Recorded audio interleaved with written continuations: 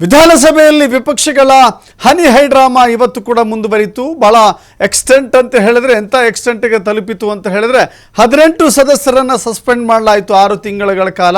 ಮಾತ್ರವಲ್ಲ, ಸಸ್ಪೆಂಡ್ ಆದಂಥ ಶಾಸಕರನ್ನ ಮಾರ್ಷಲ್ಸ್ಗಳು ಹೊತ್ತು ಆಚೆ ಹಾಕಿದ್ರು.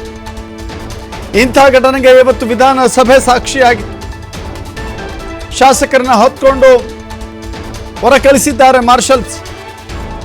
ಬಜೆಟ್ ಪ್ರತಿಯನ್ನ ಹರಿದು ಸ್ಪೀಕರ್ ಮೇಲೆ ತೂರಿದ್ರು ಶಾಸಕರು. ಪೀಠದ ಮೇಲೆ ಹತ್ತಿ ಅಗೌರವ ತೋರಿದ್ದವರ ಮೇಲೆ ಕೂಡ ಕ್ರಮವನ್ನು ತೆಗೆದುಕೊಳ್ಳಲಾಗಿದೆ. ಸಸ್ಪೆಂಡ್ ಆದವರ ಶಾಸಕರು ಆಚೆ ಹೋಗದಿದ್ದಾಗ ಅವರನ್ನ ಬಲವಂತವಾಗಿ ಆಚೆ ಹಾಕಬೇಕಾದಂಥ ಪರಿಸ್ಥಿತಿ ಸೃಷ್ಟಿಯಾಯಿತು.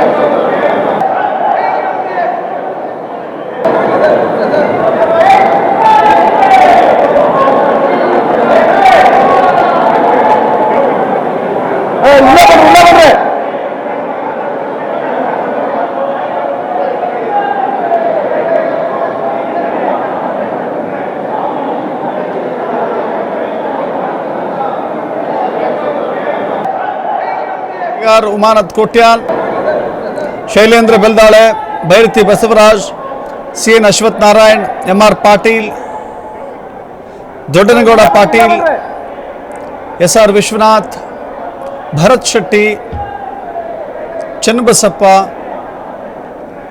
ಸುರೇಶ್ ಗೌಡ, ಮುನಿರತ್ನ, ಚಂದ್ರು ಲಮಾಣಿ, CK ರಾಮಮೂರ್ತಿ, ಧೀರಜ್ ಮುನಿರಾಜು, BP ಹರೀಶ್, ಬಸವರಾಜ್ ಮತ್ತಿಮೂಡ, ಯಶ್ಪಾಲ್ ಸುವರ್ಣ, ಇಷ್ಟು ಜನರನ್ನು ಕೂಡ ಇವತ್ತು ಸಸ್ಪೆಂಡ್ ಮಾಡಲಾಯಿತು. ವಿಧಾನಸಭೆಯಿಂದ 6 ತಿಂಗಳ ಕಾಲ ಅವರನ್ನು ಅಮಾನತುಗೊಳಿಸಿ ಆದೇಶವನ್ನು ಮಾಡಲಾಗಿದೆ ಸ್ಪೀಕರ್ ಪೀಠದಿಂದ.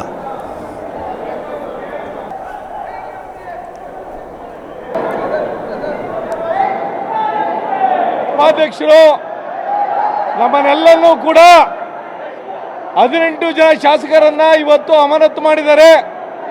ಯಾವುದೇ ರೀತಿಯ ಅಪಪ್ರಚಾರವನ್ನು ಪೀಠಕ್ಕೆ ಮಾಡಿಲ್ಲ. ಆದರೂ ಕೂಡ ಉದ್ದೇಶಪೂರ್ವಕವಾಗಿ ಈ ಕಾಂಗ್ರೆಸ್ ಸರ್ಕಾರ ಇವತ್ತು ನಮ್ಮನ್ನು ಅಮಾನತು ಮಾಡಿದ್ದಾರೆ. ಇದರ ವಿರುದ್ಧವಾಗಿ ನಾವು ಹೋರಾಟವನ್ನು ಮಾಡ್ತೇವೆ. ಇವತ್ತು ಯಾರು ಹನಿ ಟ್ರಾಪ್ಗೆ ಸಿಕ್ಕಾಕೊಂಡಿದ್ರೆ ಅವರ ವಿರುದ್ಧವಾಗಿ ನಾವು ಧ್ವನಿತ್ತಿದ್ದಕ್ಕೆ ಇವತ್ತು ಸನ್ಮಾನ್ಯ ಅಧ್ಯಕ್ಷರು ಈ ರೀತಿಯಾದಂಥ ಇದನ್ನ ಮಾಡಿದ್ದಾರೆ ಅನ್ನೋ ಮಾತನ್ನ ಈ ಸಂದರ್ಭದಲ್ಲಿ ಹೇಳಲಿಕ್ಕೆ ಬಯಸ್ತೇನೆ. ಆದರೆ ಯಾವುದೇ ಕೂಡ ಕೇರ್ ಅನ್ಲಾರ್ದೆ ಇವತ್ತು ನಾವು ಎದುರಿಗೋಸ್ಕರ ಹೋರಾಟ ಮಾಡ್ತೀವಿ. ಇವತ್ತು ಹನಿ ಟ್ಯಾಪ್ ಆಗ್ತಕ್ಕಂಥ 48 ಮಂದಿ ಆದಂತಕ್ಕಂಥ ಕೂಡ ರಾಜಣ್ಣವರು ಹೇಳಿದರು. ಅದ್ರ ಬಗ್ಗೆ ನಾವು ಹೌಸ್ನಲ್ಲಿ ಹೋರಾಟ ಮಾಡ್ತಾ ಇದ್ದೇವೆ. ಆದರೆ ಅವರ ಮಂತ್ರಿಗಳ ಪರವಾಗಿ ಅವರ ಸರ್ಕಾರಕ್ಕೆ ಮುಜುಗರವನ್ನು ತಪ್ಪಿಸೋ ದೃಷ್ಟಿಯಿಂದ ನಾವು ಹೋರಾಟವನ್ನು ಮಾಡಿದ್ರೆ ದೌರ್ಜನ್ಯದಿಂದ ನಮ್ಮನ್ನ ಹೊರಗಡೆ ಹಾಕಿದ್ದಾರೆ. ದಂಡಿಗೆ ಎದುರಲ್ಲ, ದಾಳಿಗೆ ಎದುರಲ್ಲ, ಸಸ್ಪೆಂಡ್ಗೆ ಎದುರ್ತೀವ. ನಾವು ಹೋರಾಟವನ್ನ ಮುಂದುವರಿಸ್ತೀವಿ. ನಾವು ಇವತ್ತು ನನ್ನನ್ನು ತಗೊಂಡ್ಬರ್ಬೇಕಾದ್ರೆ 20 ಜನ 15 ನಿಮಿಷ ಪ್ರಯತ್ನ ಮಾಡಿದ್ರು. ಇವತ್ತು ಮಾರ್ಷಲ್ಗಳನ್ನ ಬಿಟ್ಟು ಅಕ್ಷರಶಃ ನಮ್ಮ ಶಾಸಕರನ್ನ ಕೆಲವರನ್ನಂತೂ ದೈಹಿಕ